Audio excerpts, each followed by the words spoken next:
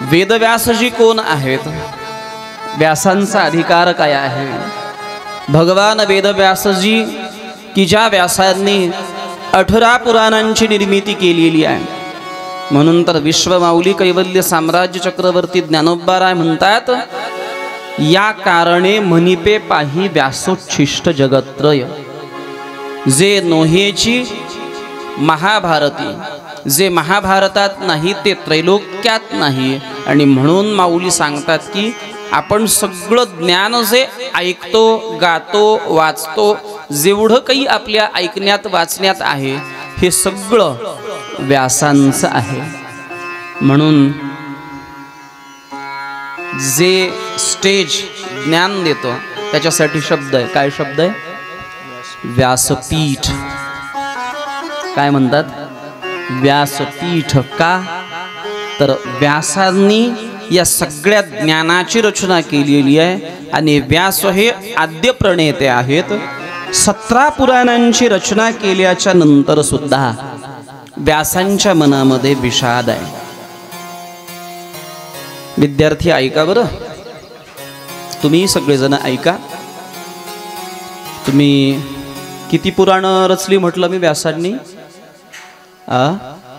17 आणि श्रीमद भागवत हे 18वं आहे। कोणते कोणते आहेत?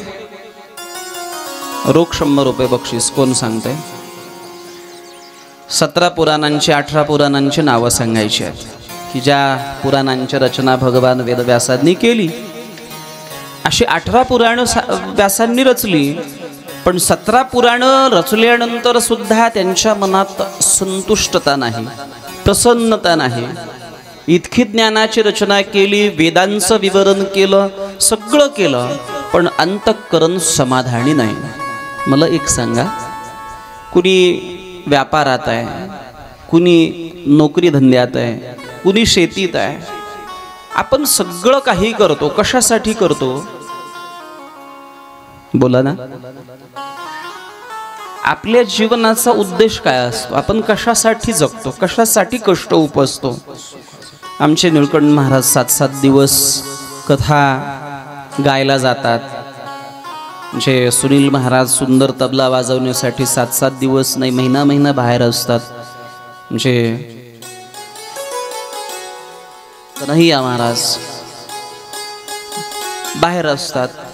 हे सगळं कशासाठी चालू आहे?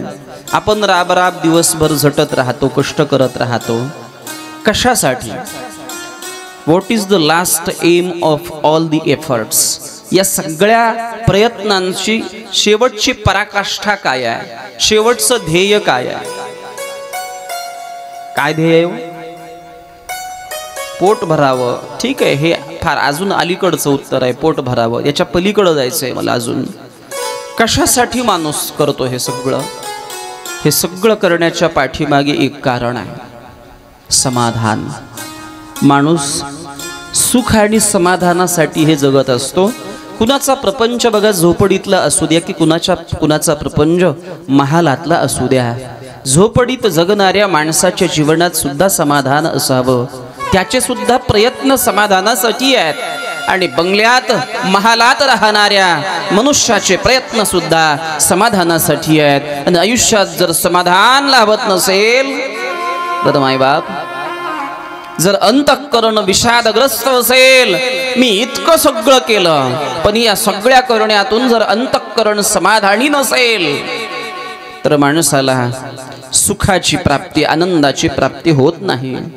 भगवान तुलसीदासजी सांगतात, स्वांत सुखाय तुलसीदास गाथा, भाषा मंजुल मंगल मातनोती।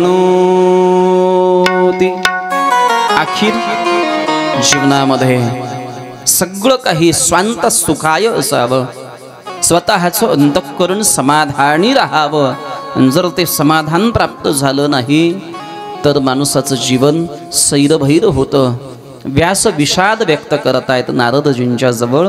नारदजी, मैंने 17 पुराणों की रचना की, मैंने सब लिख डाला, सब रचनाएं की, लेकिन मेरा अंतःकरण अभी भी समाहित नहीं है, सुखी नहीं है, आनंदित नहीं है, काय कारण असेल? व्यासांचे आपल्यावर फार मोठे उपकार आहेत. व्यासांनी रचना केलेली पुराणं मद्वयम भद्वयम व्रत्रयम व चतुष्टयम अनापलिंग कुस्कानी पुराणानी प्रचक्षते. मने सुरू होणारी दोन, मत्स्य पुराण आणि मार्कंडेय पुराण. ऐका, हे सगळे पुराण 18च्या 18 पुराणांची नावं सांगितली तर विद्यार्थ्याला बक्षीस 100 रुपयाचं. मद्वयम मोची मने सुरू होणारी दोन, मार्कंडेय पुराण आणि मत्स्य पुराण. भद्वयम भने सुरू होणारी दोन, कोण कोणती? भविष्य पुराण आणि समोर काय आहे?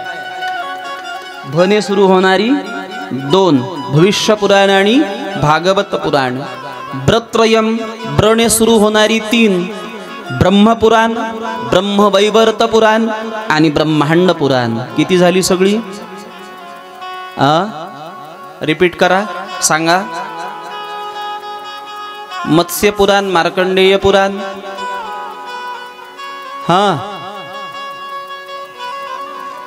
भविष्य पुराण, भागवत पुराण, ब्रह्मपुराण, ब्रह्मवैवर्त पुराण, ब्रह्मांड पुराण. 7 झाली. मुद्दाम रिपीट करतोय आपल्या लक्षात यावीत म्हणून. 18 पुराण बऱ्याचदा ऐकलं, पण त्यांची नावं नेमकी काय आहेत माहीत नव्हतं. एका श्लोकात सगळी नावं आहेत. मद्वयम भद्वयम व्रत्रयम व चतुष्टयम अनापलिंग कुस्कानी पुराणानि विचक्षते. एका श्लोकात 18च्या 18 पुराणांची नावं आहेत. मने सुरू होणारी दोन, भने सुरू होणारी दोन, ब्रने सुरू होणारी तीन आणि पुढे ऐका वने सुरू होणारी 4. वराह पुराण, तुम्ही आकडा तर मोजाल ना, किती झाले? वराह पुराण, वायू पुराण, वामन पुराण आणि विष्णू पुराण. किती झाली? मोजताय ना? 11 झाली. हे 11 पुराणांची नावं झाली. आता अजून फक्त किती राहिली? 7 राहिली. ती 7 पुराणं अशी आहेत. अनापलिंग कुस्कानी, अने सुरू होणार अग्निपुराण, न ने सुरू होणार नारद पुराण, प ने सुरू होणार पद्मपुराण, ल ने सुरू होणार लिंग पुराण, ग ने सुरू होणार गरुड पुराण, क ने सुरू होणार कूर्म पुराण आणि स्क ने सुरू होणार स्कंद पुराण. झाली का 18? मोजली का तांदळवाडीकर? अशा 18 पुराणांची अर्थात 17 पुराणांच्या रचनेनंतर व्यासांचं भगवान वेदव्यासांना नारदजींचा गोड उपदेश आहे की अजूनपर्यंत अद्यापपर्यंत भगवान श्रीकृष्ण परमात्म्याच्या गोड चरित्राचं गायन आणि गोड चरित्राची रचना तुमच्याकडून झाली नाही, म्हणून तुमच्या अंतःकरणात विषाद आहे. माझंही जीवन असंच होतं. नारदजी स्वतःचं आत्मचरित्र व्यासांना सांगतात. मी पाठीमागच्या जन्मामध्ये एका दासीचा पुत्र होतो. एका हीन कुलामध्ये माझा जन्म झाला होता. माझी आई दासी होती. आम्ही फार गरीब होतो. खूप गरिबीत आम्ही जगत होतो. मी खूप लहान असताना माझा जन्म झाला आणि जन्म झाल्यानंतर अवघ्या 3 महिन्यांचं वय असताना माझे वडील या जगातून निघून गेले. माझ्या वडिलांचं निधन झालं. मायबाप, आई काय असते आणि वडील काय असतात? आई ही प्रेमाची सावली आहे, प्रेमाचा सागर आहे, आणि वडील हे घरावर असणारं छत्र आहे. जोपर्यंत वडिलांचं छत्र घरावर आहे तोपर्यंत त्या घराकडे वाकड्या नजरेने पाहण्याची कुणाचीही ताकद नसते. बाप आहे तोपर्यंत कळत नाही दादा, पण बाप ज्या दिवशी कळतो ना, जोपर्यंत बाप जिवंत आहे तोपर्यंत बाप समजावा. माणसं निघून गेल्यानंतर मग त्यांचं कळलेलं मोठेपण काही कामाचं नसतं. वडील निघून गेले माझे, लक्षात राहू द्या मायबाप. बापासारखी आधाराची भूमिका आणि आईच्या प्रेमाची भूमिका जगामध्ये दुसरं कुणीही घेऊ शकत नाही.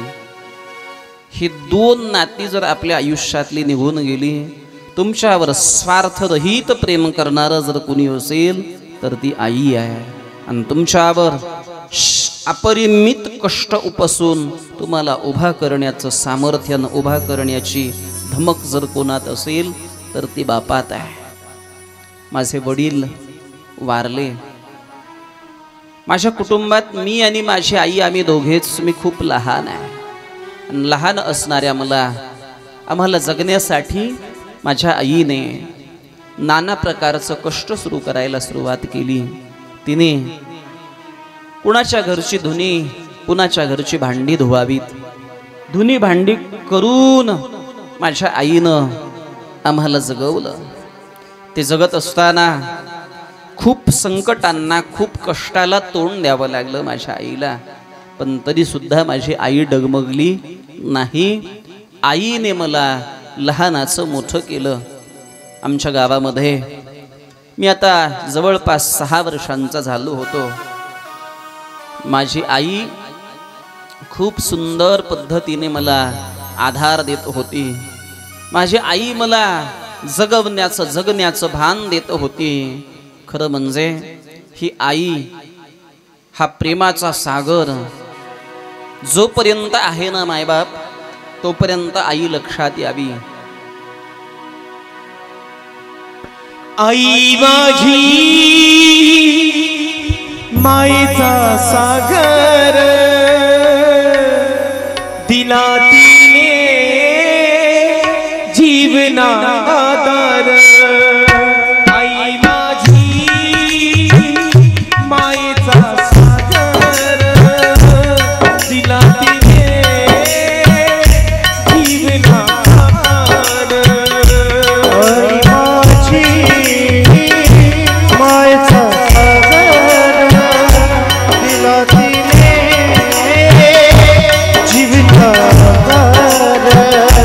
आई माझी मायेचा सागर, दिला तिने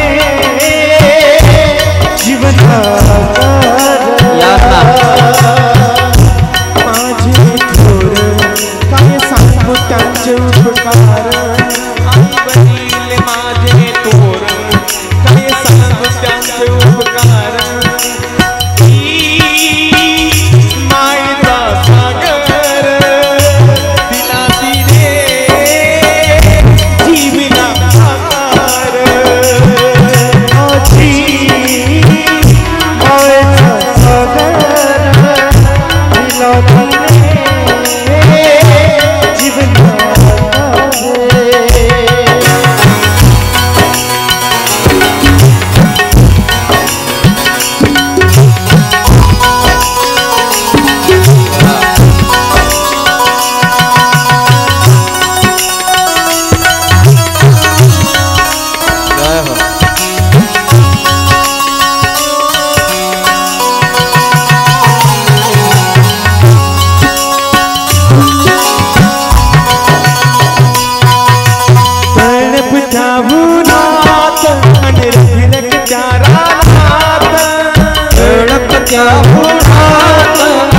रख क्या रात राहिलीस तू ग माझ्यासाठी कृष्णाच्या नामात.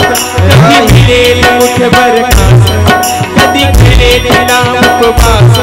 उद्या मातीतून चालताना तुडविले काटाचे फास. आई माझी मायेचा सागर, दिला तिने जीवना आधार. आई माझी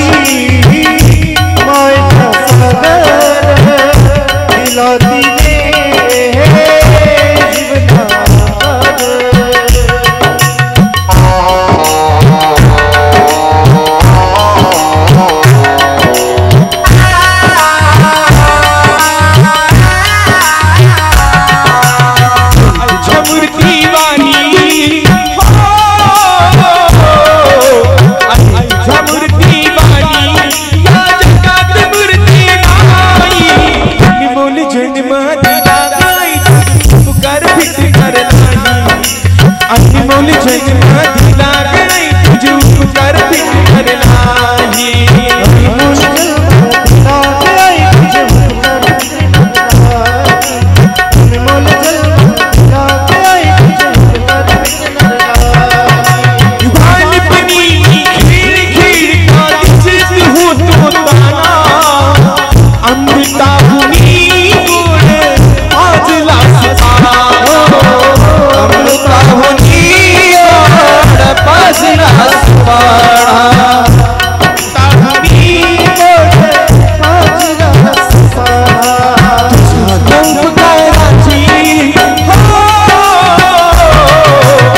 तुझ्या उपकाराची कधी जाणीव झाली नाही अनमोल जन्म दिला नाही उपकार फिकर नाही अनमोल जन्म दिला नाही तुझे उपकार फिकर नाही अनमोल जन्म दिला नाही तुझे उपकार फिकर नाही अनमोल जन्म दिला नाही तुझे उपकार फिकर नाही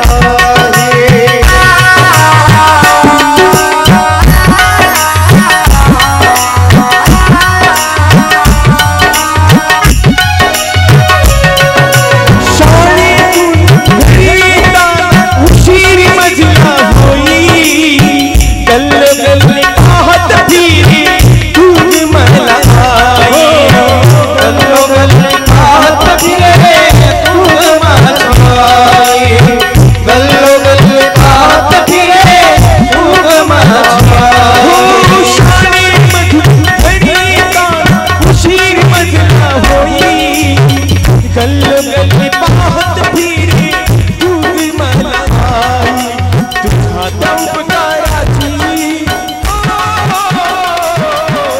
तुझ्या उपकाराची कधी जाणीव झाली नाही अनमोल जन्म दिला नाही तुझे उपकार सगळ्यांसाठी खूप गोड गायलं आणि एक अनुभूती निर्माण करून दिली की नरून जन्म द्यायचे फिटे आईचं ऋण आयुष्यात कधीच फेटू शकत नाही.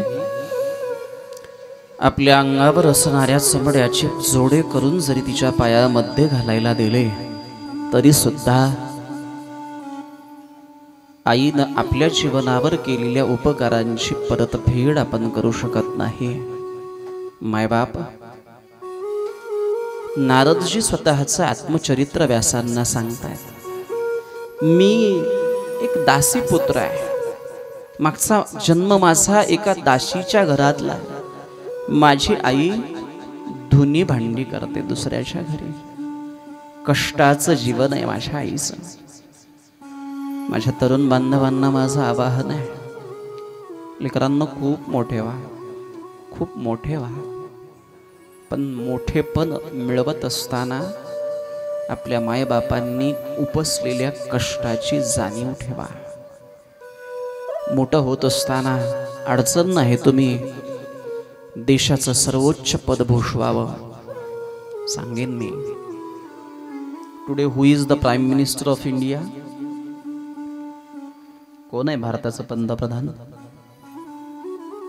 सगळ्यांना माहिती आहे ना, माननीय श्री नरेंद्रजी मोदी.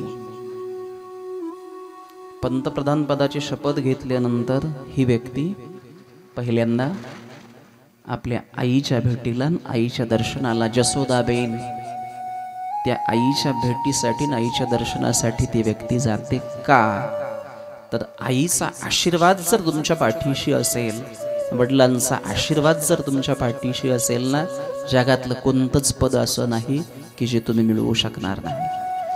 सोबत आई वडिलांच्या आशीर्वादांची शिदोरी पाहिजे. मैं बड़ा होने लगा 6 साल का हो गया. आमच्या गावामध्ये चातुर्मास्याच्या निमित्ताने काही संत विभूतींचं आगमन झालं. जुना काळ फार गोड होता. लोक चातुर्मास पाळायचे. चातुर्मासात गावागावात रामायणाची पोथी, हरिविजयाचा ग्रंथ, नाना ग्रंथ असायचे. ग्रंथ लावले जायचे. त्या ग्रंथांमुळे मशागत व्हायची. त्या ग्रंथांमुळे मनावर चांगले संस्कार व्हायचे. आता ग्रंथ पोथ्या गुंडाळून ठेवले आपण, नाही का? मी रात्रीच प्रश्न विचारला होता ना, गाथा किती जणांकडे आहे? पोथ्या उघडा. पोथ्या बांधून ठेवायचा विषय नाही, ग्रंथ बांधून ठेवायचा विषय नाही, ग्रंथ वाचायचा विषय आहे. गावागावात रामायण होत होती हो. गावागावांमध्ये वर्ष वर्ष रामायण चालायचं, गावात वर्ष वर्ष ग्रंथ चालायचे. त्यातल्या त्यात श्रावण मासात, चातुर्मासात तर चातुर्मास पाळला जायचा. मग कुणाची श्रावणी, कुणाचं एका वेळेसचं जेवण, कुणाचं संध्याकाळी बरोबर 7 ते 8 वेळात वेगळे वेगळे ग्रंथ लावले जायचे. ग्रंथांमुळे ज्ञानामध्ये भर व्हायची, वाढ व्हायची. आता ही ग्रंथ आहेच की महाराज, सारखा सोबतच आहे. आता ग्रंथ नाही असं थोडंच आहे, आता ही ग्रंथ आहे. हा असा ग्रंथ आहे, पागल बना दिया इसने, अरे पागल बना दिया, पागल बना दिया इसने, पागल बना दिया. भजन नाही वाजवायला तुम्ही, माझी रचना आहे, आपलं मीच रचलेलं आहे. पागल बना दिया है इसने, अरे पागल बना दिया, आदमी ना आदमी रहा, आदमी ना आदमी रहा, अरे पागल बना दिया. रेल्वे स्टेशनवर माणूस बसलं, रेल्वे थांबली 2 मिनिटासाठी, 5 मिनिटासाठी, ते उगाच खाली उतरलं. प्लॅटफॉर्मवर उतरलं, बरंच वय होतं, घडलेलं आहे, बनावट नाही, घडलेलं आहे. रेल्वे प्लॅटफॉर्मवर उतरलं, झालं सुरू बघायला, मोठा भोंगा झाला रेल्वेचा. रेल्वे निघाली तरी काम चालूच आहे, मोबाईलमध्ये गर्क, मोबाईलमध्ये मग्न. रेल्वे निघाली, हळूहळू वेग पकडला, 1 मिनिट उलटला असेल, रेल्वे निघाली. आणि अचानक लक्ष गेलं समोर, तर रेल्वे निघाली. उठलं, हाय असं पळायला लागलं. पळता पळता प्रसंग असा घडला बघा, धावती रेल्वे पकडायचा कधी प्रयत्न करायचा नाही. त्यानं धावती रेल्वे पकडायचा प्रयत्न केला, जीवानिशी जाणार होतं, पण पोलीस एक शेजारी उभा होता, ते खाली पडला बिचारा आणि मरता मरता वाचवला. इतकं आरी जाऊ नका, इतकं आरी जाऊ नका. हे आपल्यासाठी आहे, आपण त्याच्यासाठी नाही. अहो रस्त्याने चालताना सुद्धा मोबाईल बंद नाही माणसांचं. रस्त्याने चालता चालता मोबाईल बघत बघत चालतात. तुम्ही बघितले असतील, रील्स बघितले असतील, व्हिडिओ बघितले असतील. चालता चालता खड्ड्यात, चालता चालता सुद्धा खड्ड्यात पडतायत माणसं. आता सुद्धा काळ ग्रंथांच्या काळाकडून मोबाईलच्या काळाकडे गेला. मोबाईलचं एवढं वेड लागलं माणसांना, पण तो काळ असा होता. माझ्या गावामध्ये 4 मूर्ती आल्या, आणि या 4 मूर्ती आल्याच्या नंतर या 4 मूर्तींनी आमच्या गावामध्ये चातुर्मास्याची सुरुवात केली. माझी गावाने नेमणूक संतांच्या सेवेसाठी केली. मी त्यांच्या जवळच राहायला असायचो. संतांना काय हवंय, नकोय, काय पाहिजे, काय नको, या सगळ्या गोष्टींची मी काळजी घेऊ लागलो. संत सेवा करू लागलो. दुपारच्या वेळेला प्रसाद आणायची जबाबदारी माझ्याकडे असायची. सगळं व्यवस्थितपणे आम्ही करू लागलो. मी संत सेवा करत असताना दुपारच्या समयाला जेव्हा हे संत मंडळी भोजन करायचे, भोजन झाल्याच्या नंतर संतांचा प्रसाद मला मिळायचा. त्यांचं उच्छिष्ट मी खायचो. सेवेने माझं शरीर बनत गेलं. मायबाप, सेवात येथ सेवा हा दारबंटा. संप्रदायामध्ये सेवेला अनन्यसाधारण महत्व आहे. आयुष्यात सेवा करा. सेवा करण्याने मेवा खाण्याची संधी जरूर मिळेल. हल्ली काय झालंय, मेवा प्रत्येकाला पाहिजे पण सेवा नको आहे. पण सेवा प्रधान ज्यांचं जीवन आहे, भगवान परमात्मा सुद्धा त्यांच्यावर कृपा केल्याशिवाय राहत नाही. मी संत सेवेमध्ये रममाण झालो. संतांनी माझ्यावर कृपा केली. पाहता पाहता 4 महिन्यांचा कालावधी कसा उलटला कळलं नाही. आता संत निघणार, मन विरह कातर झालं. मायबाप, जेव्हा आयुष्यातून चांगली माणसं निघून जातात ना, जेव्हा आयुष्यातून चांगली माणसं निघून जातात ना, तेव्हा दुःख व्हावं माणसाला, दुःख होतं. वो नहीं रुलाते उनकी याद रुलाती है. कोण रडवतं? त्यांची आठवण आपल्याला डोळ्यांमध्ये अश्रू निर्माण करून देते. 4 महिने आनंदात काळ गेला, कसा दिवस जात होता कळतही नव्हतं. आता 4 महिन्यानंतर ह्या मूर्ती निघाल्या तर मला राहावे ना. मी साष्टांग प्रणिपात घातला संतांना. श्री संतांसी या माथा चरणाभरी, श्री संतांसी या माथा चरणाभरी, श्री संतांसी या माथा चरणाभरी, श्री संतांसी या माथा चरणाभरी.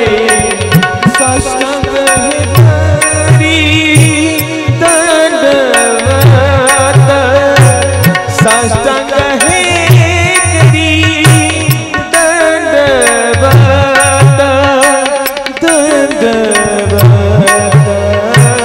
दंडवत.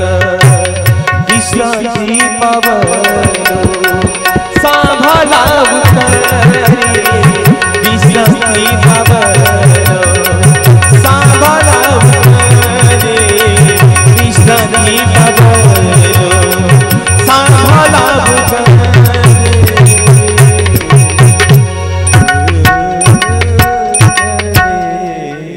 श्री संतांसी या माथा चरणावरी, श्री संतांसी या. साष्टांग दंडवत प्रणाम घातला. असे संत आयुष्यात लाभावेत की ज्या संतांकडे पाहिल्यानंतर सात्विक अष्टसात्विक भाव निर्माण होतात, ज्यांच्याकडे पाहिल्यानंतर भक्ती करण्याची भावना निर्माण होते ते संत असतात. ज्यांच्या चेहऱ्याकडे पाहिलं रे पाहिलं की आपल्यातला भगवत भाव जागृत होतो. आपल्या गावाला मला वाटतं फार वर्षापासून प्रातस्मरणीय वैकुंठवासी वैराग्य रागरसिक रामकृष्ण महाराज वरपगावकर यांचाही पदस्पर्श या गावाला झालेला आहे. नवे पहिलं कीर्तन, गावातलं पहिलं कीर्तन रामकृष्ण महाराज वरपगावकरांचं झालं. रामकृष्ण महाराज वरपगावकर काय विभूती होते, या संत विभूतीच्या पदस्पर्शाने पावन झालेलं हे गाव आहे. सद्गुरु प्रातस्मरणीय वैकुंठवासी गुरुवर्य आबांच्या पदस्पर्शाने पावन झालेलं हे गाव आहे. संतांची चरणांबुज, त्या चरणांना वंदन करण्याचं भाग्य आपल्या जीवनात लाभावं. नारदजी सांगतात, मी साष्टांग प्रणिपात करून त्यांना सांगितलं, मुझे भी आपके साथ ले चलो ना, मला इथे ठेवू नका, मला सुद्धा तुमच्या सोबत घेऊन चला नारदा. अरे तुझ्या पाठीमागे एक कर्तव्य आहे. तुझी आई जिवंत आहे आणि त्या आईला कोणाचाही आधार नाही. वडील गेलेले आहे, आईला सोडून तुला येता येणार नाही. नारदजींना संतांनी थांबवलं. माझं जीवन विरहमय झालेलं आहे, संतांची मला सतत आठवण येते आहे. अहो देवर्षी धन्योयम यत्कीर्ती शर्गधन्वनः. विरह जाणवतोय संतांचा, पण जात असताना संतांनी मला नामचिंतनाचं दान दिलं. आपण काय घ्यावं संतांकडून, काय घ्यावं त्यांच्याकडून? नाम घ्यावं. मी नामचिंतन इतकं करायला सुरुवात केली की सतत सतत सतत नारायण नारायण श्रीमन्नारायण नारायण नारायण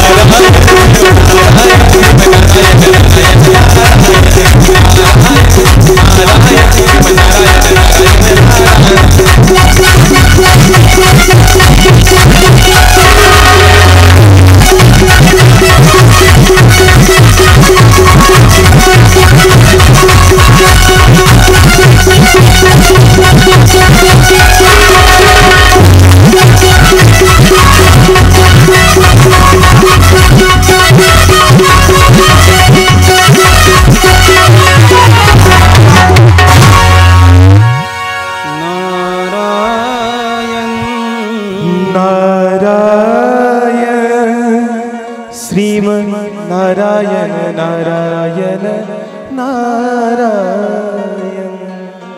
आयुष्यामध्ये संत कृपा झाली न संत कृपेचा परिणाम नाम ओठांवर नामवाणीवर सतत खेळत राहू लागलं। मी सतत नामचिंतन करू लागलो। एके दिवशीचा प्रसंग, गोलोक धामामध्ये मला भगवान श्रीहरीचं दर्शन झालं, पण काही क्षणापुरतं। प्रभूने दर्शन दिलं पण काही क्षणापुरतं। ते दिव्य तेज, ती दिव्य प्रभा आभा मला दर्शन तर झालं, पण ते दर्शन काही क्षणापुरतं। भगवान अदृश्य झाले, मी विरहमय झालो की प्रभू पुन्हा दर्शन द्या। प्रभूने आकाशवाणीने सांगितलं की नारदा, या आयुष्यामध्ये तुला इतकंच दर्शन होतं, पण पुढच्या जन्मामध्ये पुन्हा ब्रह्माजीचे मानसपुत्र म्हणून आपण जन्माला याल आणि नारदाच्या अवतारामध्ये तुम्ही असाल। त्यावेळेला तुम्हाला केव्हाही माझं दर्शन प्राप्त होईल। नारदजींनी आपल्या जीवनाची अनुभूती व्यासांना प्रतिपादित केली की माझ्या जीवनामध्ये मी नामचिंतनाच्या द्वारा प्रभूपर्यंत पोहोचलो। आपण सुद्धा भगवान परमात्म्याच्या गोड चरित्राचं गायन आणि गोड चरित्राची रचना केली तर तुमचंही मन समाधानी स्थितीला पोहोचेल। यानंतर आपण श्रीमद भागवताच्या प्रथम स्कंदामध्ये प्रवेश, प्रथम स्कंदामध्ये अत्यंत गोड कथा।